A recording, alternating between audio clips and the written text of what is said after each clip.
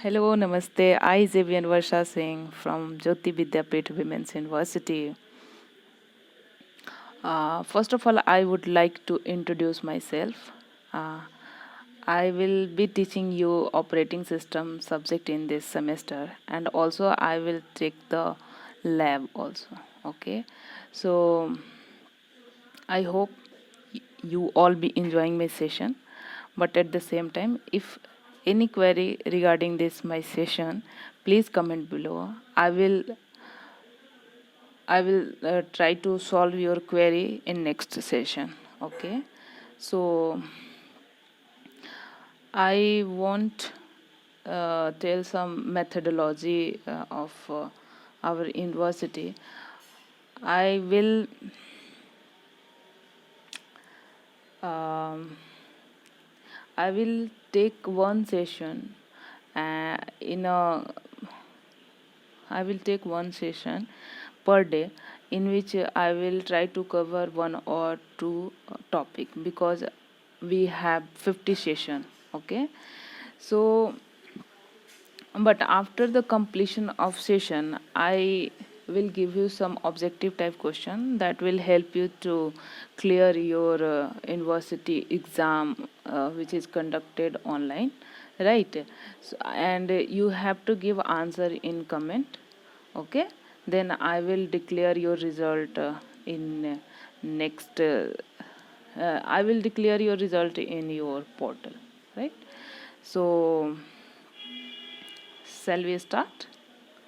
Okay, so today I will cover the introduction part of operating system and some types of operating system. Okay, so first of all, I hope as you are computer science background students, you already heard about the term operating system. Okay, but so if I ask you, what is operating system? It's a software or hardware. Okay, so okay, I think you all know it's a software program. Okay, which is right in your computer. But have you ever thought why? What is the need of operating system? Why operating system is the uh, important part of your computer? Okay, so friends, operating system is a system software program which runs on our computer. You can say that it handles and manages everything of our system because operating system provides you the interface, provides you accessibility to access the hardware of your system because every user want to accessibility of hardware, but they have not permission to access the hardware directly because if you want to access the hardware you have to write a program for each instruction, which is very time consuming, and it is not possible to write a program for each instruction. Okay, so soft so this operating systems help you out to get the accessibility of your hardware. Hardware means your input output devices like your keyboard, you can say your monitor. Okay, your RAM, that is called primary memory, and also your CPU. Okay, so that's why operating system plays very important role in our computer. Okay, but whenever we use operating system in our computer, we have to take care of, we have to keep two things in our mind. The first thing is your efficiency and the another thing is your throughput. throughput means the time, the output of your time per unit. Okay, that means how much work can be done in some particular time. Okay, that is called your throughput. So we all want to use that operating system which gives us best efficiency and throughput, right? So uh, first of all, Microsoft Windows came to the market, and it acquires 95% market. Okay, they all are they all were using Windows operating system. Okay, but after some time, Linux came into existence, which gives better throughput than your Windows operating system. But still, Windows operating system has acquired 83% in our market. Okay, because it's very easy to use, and its efficiency is good, right? And it's very friendly. That's why people want to use it effectively. Okay, so now we will come to the definition of operating system. So here is your definition of your operating system. The operating system is the most important program that runs on a computer. Every general purpose computer must have an operating system to run other programs and applications. Applications like your Microsoft Word,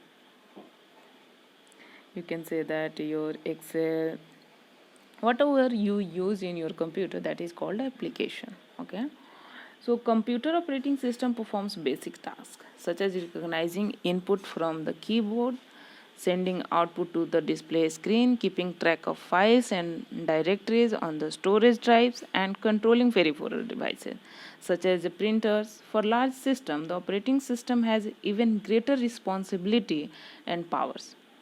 It is like a traffic cop. It makes sure the different programs and users running at the same time do not interfere with each other. Okay. So operating system have many responsibility. Okay. Uh, do you ever realize your operating system came into your mm, came to your work and your computer? You never realize because it's smoothly work and you don't realize. Suppose if you want to print some pages which is written on Microsoft Word, then what will you do?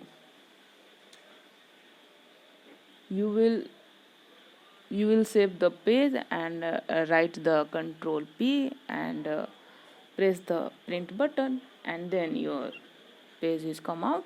Okay, but operating system is help out to get the page, but you won't realize because its its speed is very fast. Okay,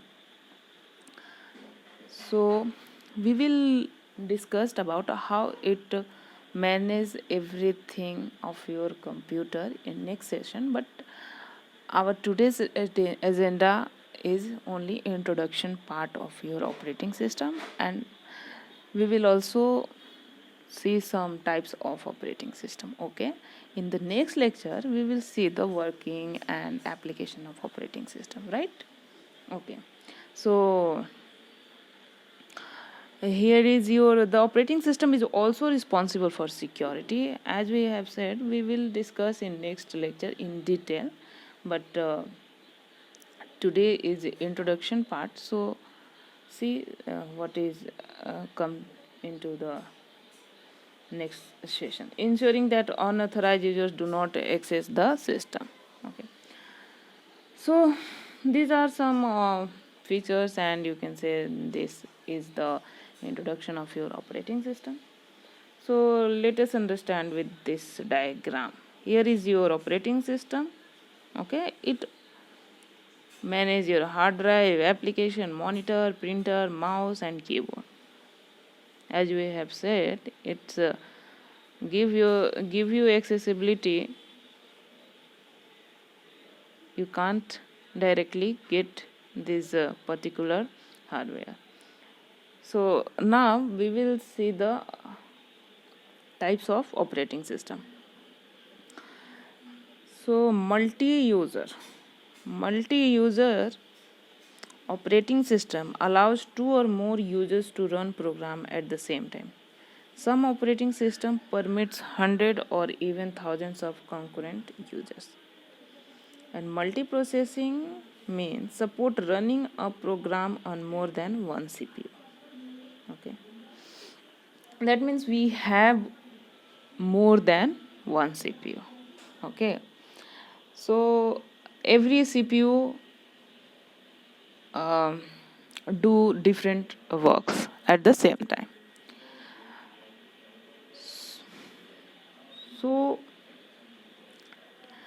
problem in multiprocessing is sometimes your CPU remain idle, which is not good in context of efficiency and throughput. Okay, so multitasking came and it overcome the problem of multiprocessing. In multitasking allows more than one program to run concurrently in one CPU. That means we will do more program by only using one CPU. So let us elaborate me. Suppose in your class your teacher has given some work, some question, okay, to solve out. And in the class there are 5 students. Each students